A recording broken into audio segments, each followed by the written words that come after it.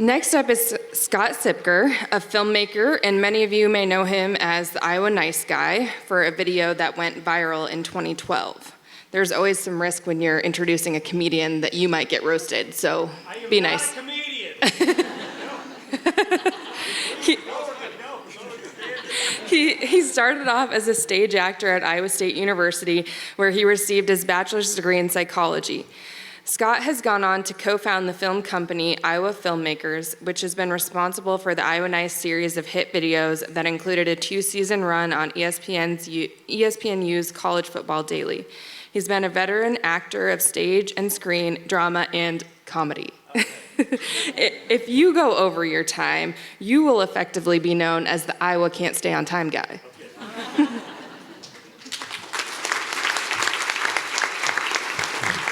I've been called much worse, so I guess I'm going to go for 40 minutes today.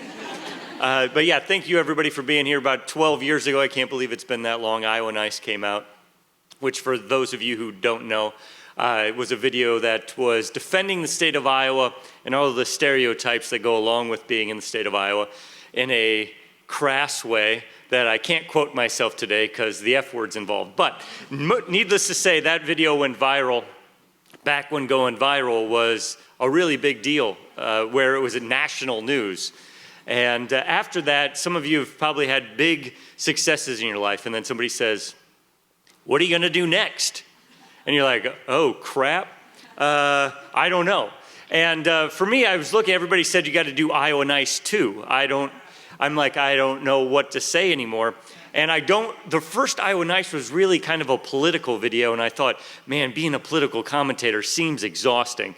But what if I transitioned from politics to sports? And then I thought, well, okay, this is good, but the current people I write with don't know anything about sports. So this is where I learned the very important rule, which is to surround yourself with talented people and ask for help. In Iowa, we are awesome at offering help. We are terrible at asking for it. And we have to change that cycle a little bit. And so for me, when it was time for me to start writing sports comedy jokes, where we were gonna do a video called Hawkeye Nice and Cyclone Nice, because I know how my bread is buttered.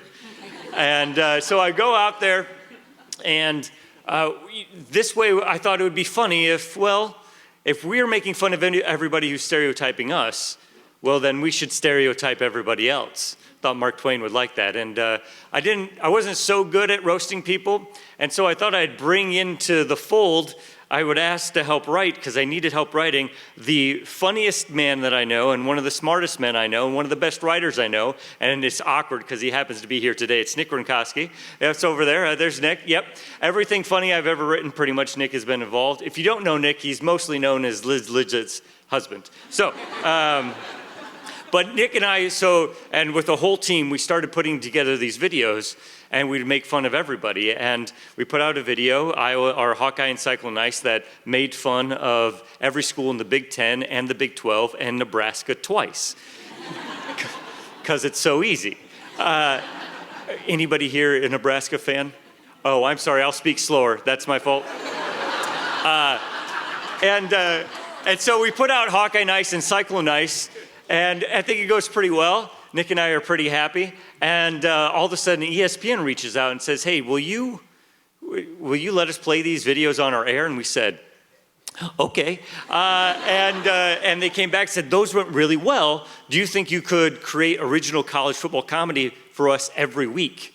And we're like, "Okay." But this meant now we had to put a whole team together. And ESPN is owned by Disney. Don't report this or tweet this, but Disney's kind of a cheap company. They don't really want to pay. And so we got enough to like maybe get pizza once a time. And the problem is that it took about 6 to 8 people every week to pull off those weekly segments on ESPN. And we didn't have money to pay everybody. And what happened was, at the end of every episode that we would shoot, somebody would come up to me and they would never ask, "What's in it for me?" They'd always say, "How else can I help? How else can I help?" I think that should be the new motto of Iowa. How else can I help? We should put that on our signs. But remember that when you're trying to solve a problem, a human being is going to be the person who can solve that problem for you. So surround yourself with talented people and ask for help. And I really would like to just also say thank you to this person over here who's doing a great job. You're the best. You're the best sign language translator I've ever seen. Yes. And the person on the podium is really, really smart and funny. But I will leave you this. We made fun of a lot of people in our time, and I would just like to say that I make fun of Nebraska a lot. But Nebraska is an incredible university. They run the read option on the football field and in the classroom. So thank you. Oh, and that joke was written by Nick Ronkowski.